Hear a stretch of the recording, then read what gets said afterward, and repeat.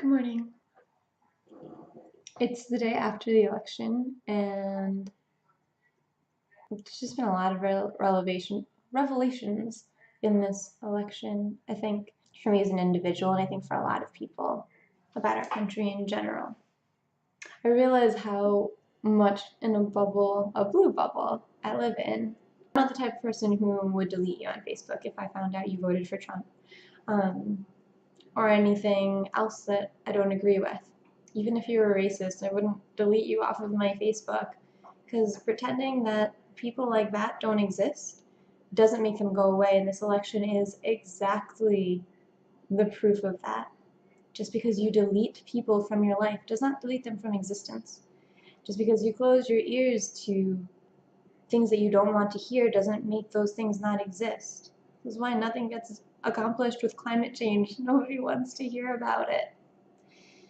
I definitely identify as a person who is open to speaking to lots of different types of people. I don't try to filter through my acquaintances and the people that I speak to on the street. I smile at anybody the same way. I hold open the door or for anybody. So I try to be like diverse and open and speak to lots of different types of people, and still. But then I look at the election results and it's very, very obvious to me. So I live in Massachusetts. I'll just pull up the map here. Obviously, I'm in a blue bubble, and I live near Boston, so a dark blue bubble. I grew up in New York. It seems really red, but my family all lives in the city and the western part of Long Island and Rochester. In Connecticut, where I went to school, I went to school in Hartford. I have friends in New Haven. My friends in California, they all live in San Francisco and San Diego, and Los Angeles. And then my friends in Illinois only live in Chicago. During our road trip through the United States, we stopped in a lot of places that we ended up really falling in love with. One of them being Colorado.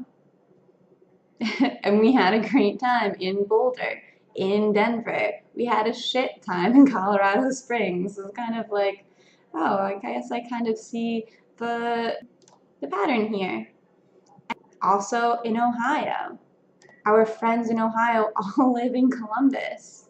It's like, oh, that's kind of obvious too. So I'm like, here I am thinking that I have like a really diverse group of people in my life, and I do, and I love you all. It's not a criticism on you, but maybe I just attract these types of people in my life. I'm not saying, oh, I wish I had more Trump supporters on my newsfeed. Like, I just have a very small percentage of people who voted for Trump on my newsfeed, and obviously in my life.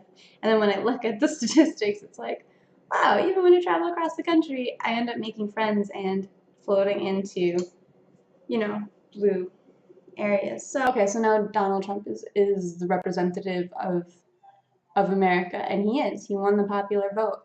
And it's very clear to me that me convincing more of my friends to go out to vote wouldn't have made a difference, because all of my friends, whether they voted or not, apparently live in very blue cities, to say the least, even if it's not blue states.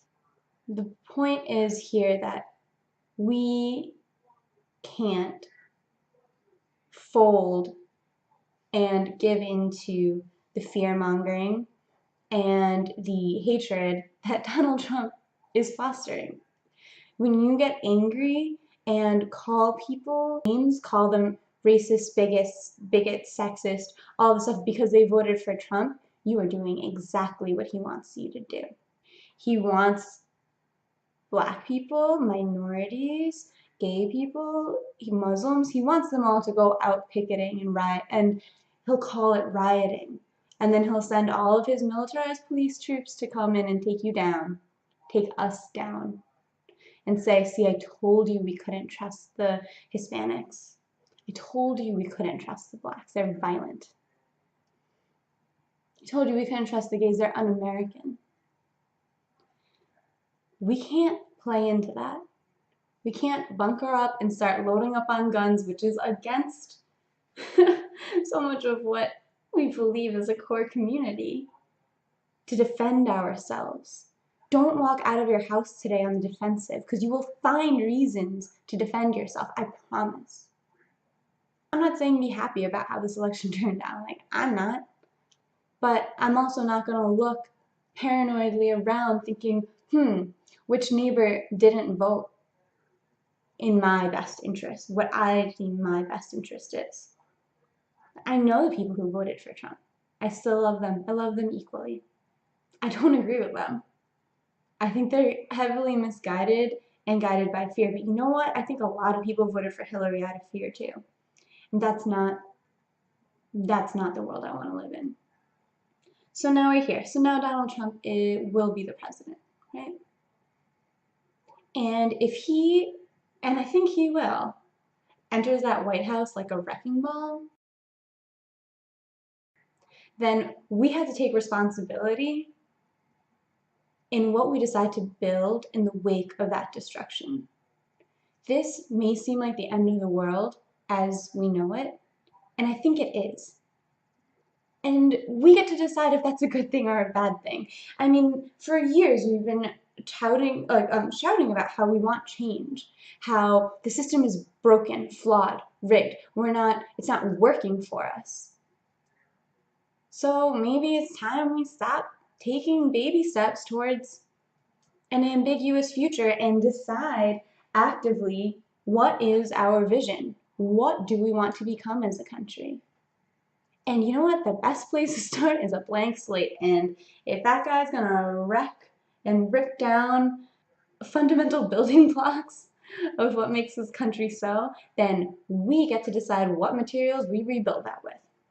If he's going to take off all of the rules and regulations on big business, then we better start filling up big business with some green companies. Now we're gonna play your game, then play that game. And win at it. Be good at it. Obama played the game. He became president, right? And he did so much during his. Donald Trump can't build anything. He wants to build a wall, whatever. All he talks about is destroying, tearing this down, repealing that act, keeping people out. Okay, you want to destroy things? We can't stop you now, basically.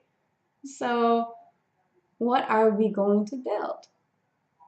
Are we going to continue deepening these lines of separation where it's us versus them? Are we? Or are we going to find a cause greater than ourselves, greater than our own personal issues with one another? Remember, we're all human. Being American is a story we tell ourselves. Being white is a story you tell yourself. Being Hispanic is a story I tell myself. But sometimes that story works. I get to be a Hispanic woman who's well educated from immigrant parents. I am marrying a black man from immigrant parents who's also educated through college. So yeah, we're literally those middle states' worst nightmare. Those Trump supporter states' worst nightmare. Why? And low-income whites are told societally, subconsciously, through the media, that they are superior to the people around them, morally superior than the gays, morally superior than the blacks, the Hispanics, the Muslims.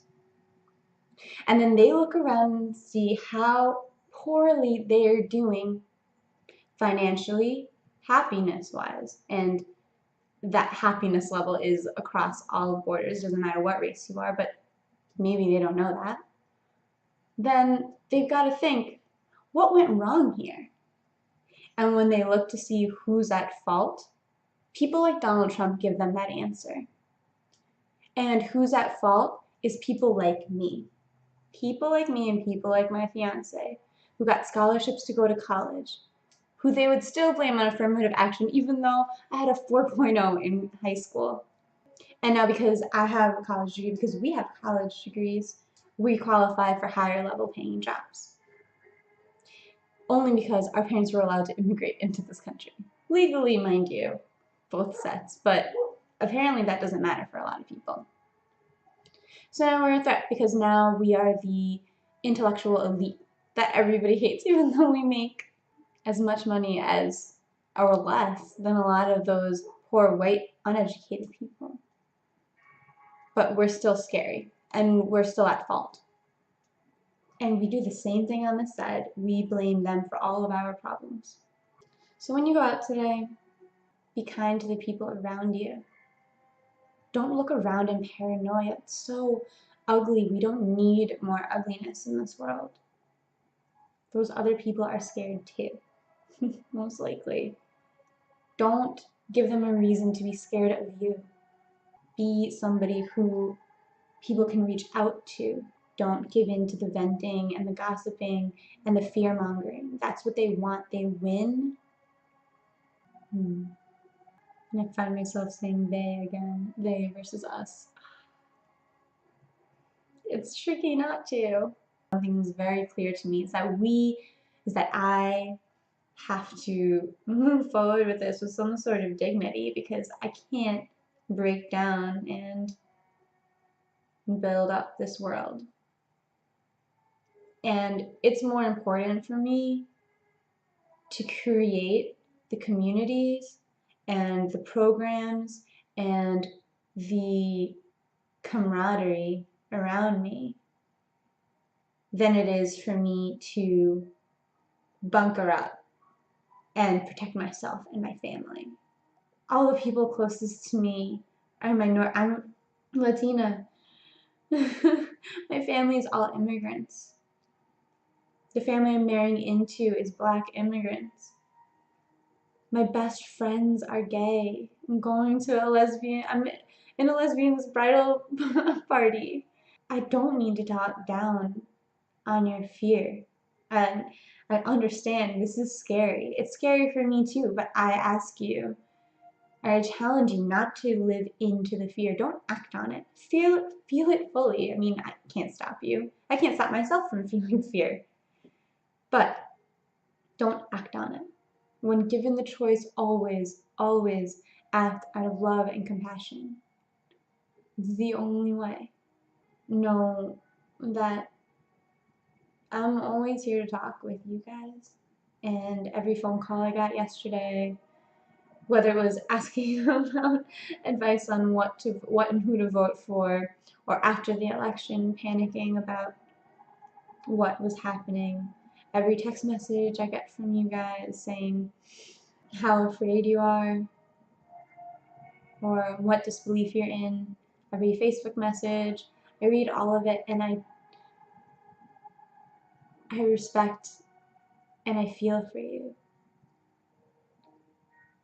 But we can't build the country we want to see in a place of fear and defensiveness. Hopelessness is weakness. And we cannot be weak walking into the world today or tomorrow. Take this as your wake-up call. Whether you voted or not, it's not good enough to say, I voted for her. It didn't work. I voted for Bernie. He didn't get elected. So then what? So then you just move on for the rest of your life, for the rest of the 4 years and just say, well, I did my part. You didn't. It wasn't good enough. So now, what are we going to do about the Dakota Access Pipelines? What are we going to do about big oil companies, about Wall Street? What are we going to do about the banks? About student debt? Because right now we have an entire generation impoverished by the debt they accrued, taking the advice of the older generation who told us the only way to do it was to go to a good college. And we allow these colleges, through the free market, to hike up their prices insane amounts every year. There's more than you can do than vote. But don't fight amongst yourselves. how can we get this accomplished through love instead of fear? That's what matters. And what is your vision? Like, let me know. Call me. Let's have tea. Leave it in the comments below. Like, what, like, best case scenario? Money's not an obstacle. Time is not an obstacle. The president is not an obstacle. The Senate and Congress are not obstacles. What is your best case scenario for this country instead of fearing what's going to happen tomorrow? Stop. We're all focused on what our worst case scenario. Hillary is the worst case scenario. Trump is the worst. Okay, well, everyone's focused on the worst. So what is your best case scenario? What do you want to see change? What do you want to see kept the same? Like, what's working for you? That's what's interesting to me. Like, what values would you like to keep? What values would you like to uphold? Do you feel are American? And what do you want to see American turned into? We can do that with or without the support of the president. 110%. In fact, we need to. So that's all I really want to say right now. And I love you all.